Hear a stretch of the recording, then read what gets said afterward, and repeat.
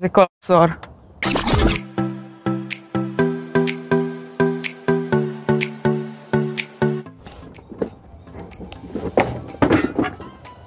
Sziasztok, én Zala vagyok.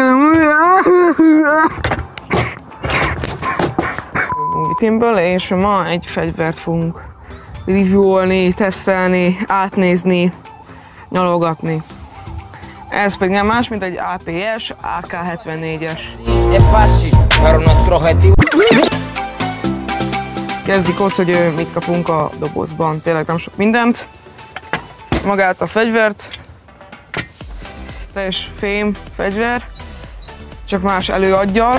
Én az előagyat leszereltem, mert hát ilyen sínezett előaggyal kapjátok magát a fegyvert, de én ezt leszereltem, mert nem illet nekem sehogy se kézre, úgyhogy felraktam egy egyszerű 74-es előagyat.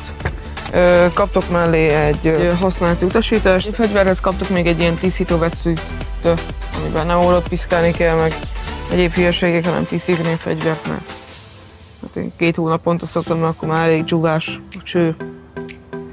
Ja, úgyhogy használjátok egészséggel. És egy fém high-cap tárat, ami körülbelül 500 BB befogadására alkalmas. A Users Manual-be, az Operators Manual-be, ahogy a doboz is írja, elmagyarázzák, hogy hogyan működik a fegyver. Közben egy zombi fölbukott valamiben.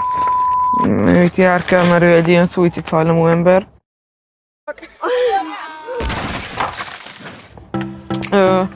Az APS inkludolt nekünk egy ilyen gyönyörű szép fizetecskét, amiben leírja a fegyver paramétereit. Itt vannak a különböző fegyvertípusok. Ez egy fa előadja készült típus. Igen. Leírja nekünk, mi hogyan működik, mit kell csinálni, hogyan kell csinálni. Úgy, ami a képeken látszik, az nem az a tár, hanem ez a tár. Nekem van egy ilyen táram is, mindegy, csak ilyen fun fact dolog volt. Igen, és gyönyörűségesen mindenséget leír, érted? Hop-upot hogy kell beállítani, miért jó a hop-up, hogyan jó a hop-up, hogy szedjük szarra az előagyat. Zsombi meg ott a rózsák között parkour, na ez most mindegy. És itt vannak az APS-nek az AK típusai. Ugye itt a telitusos ASK 201, ez teljes fatusás ASK 202, ez már skeletontusos fa előagyas. Itt van az ASK 204P, ami az enyém. Ja, és azért ez, mert csak ilyen volt Taiwan Ganon. Amúgy én a fa előagyasot rendeltem volna. Ennyi jár a fegyverhez. A fegyvernek ugye van egy ilyen sínezett előagya, amire hát red dotot lehetne tenni, de nem teszünk, mert hát nem. És itt a nagy viszont, hogy a fegyvernek nem csak ilyen előagya van, hanem van itt az oldalán egy infrabak sín, és láttam olyan videókat, ahol nem tudták rátenni a Roman Dragonovnak a szkópját, meg ilyenek, érted? Even with the screw tightened down all the way. Same goes for my Romanian LPS scope that I use on my Dragunov.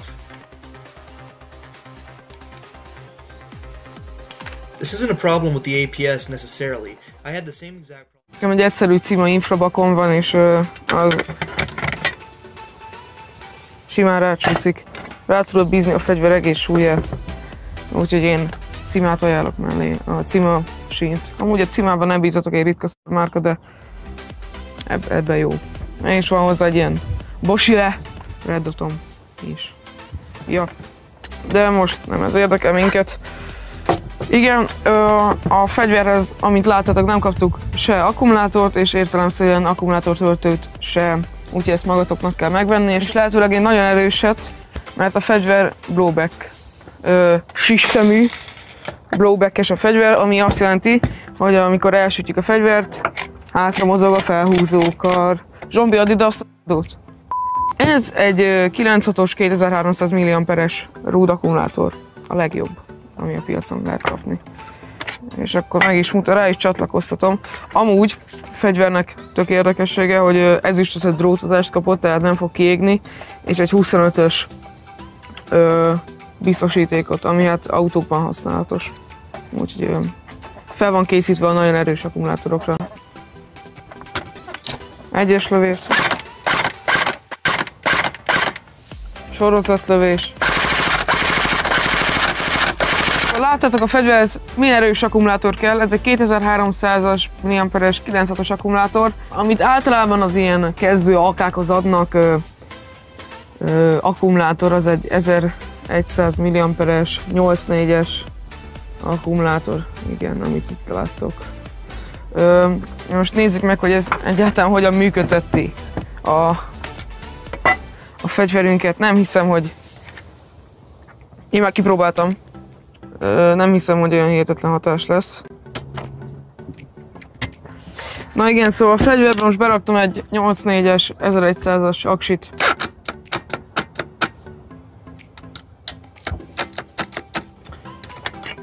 A fegyvernek kell 2003-as 9.6-os aksi. Úgyhogy meg csak próbáljátok ilyen nevenni, ez egy kalapszar. A fegyver 400 FPS tud gyárilag, de szerintem egy picikét több lesz, úgyhogy 413-410 körül lesz szerintem az FPS értéke a fegyvernek. Kronózni nem fogjuk, mert nincs kronónk. Gyári adatokban bízhatunk csak, ami ez. A fegyverhez nem kaptatok szíjat, általában a airsoftosok szeretnek szíjat használni, mert megtartja a fegyvert a vállukon, meg hasonló hülyeségek. Egy egyszerű AK-47-es szíjat ajánlanék a fegyverhez, mert ez a stílszerű, érted? Illik az AK-hoz.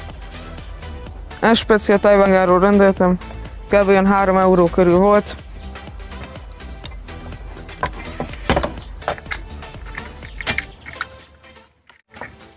Az AK-74 típusú fegyvereknek így ki lehet feszíteni a szíját így a tusra, úgyhogy nem zavar senkit. Én elmondó vagyok, hogy szerintem próbáljuk ki a fegyvert és lőjünk valamire.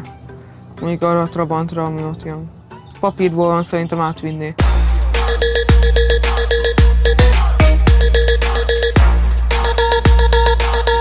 A narancslevet most fel fogjuk áldozni, rituálisan. Fegyver pontosabb, mint zombié. Ja, mert a zombinak belelóg az első irányzék, az ilyenje az M4-nek, úgyhogy... Ja. Soroznak. Sorozzam? Soros? Soroznak.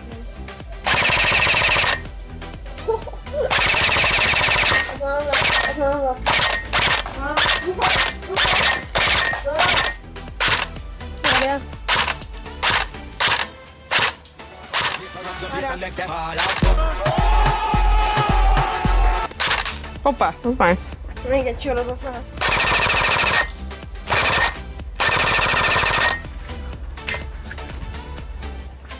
Élvezett. Imádom.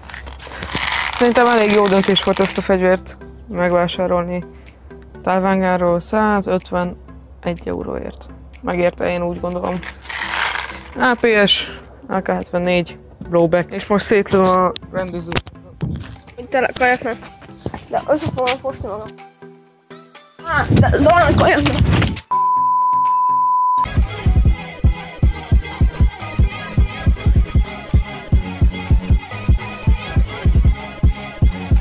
Ez egy kalapszar. Kell? Ja, hadd úszom. Eladó. Menjél. 1500.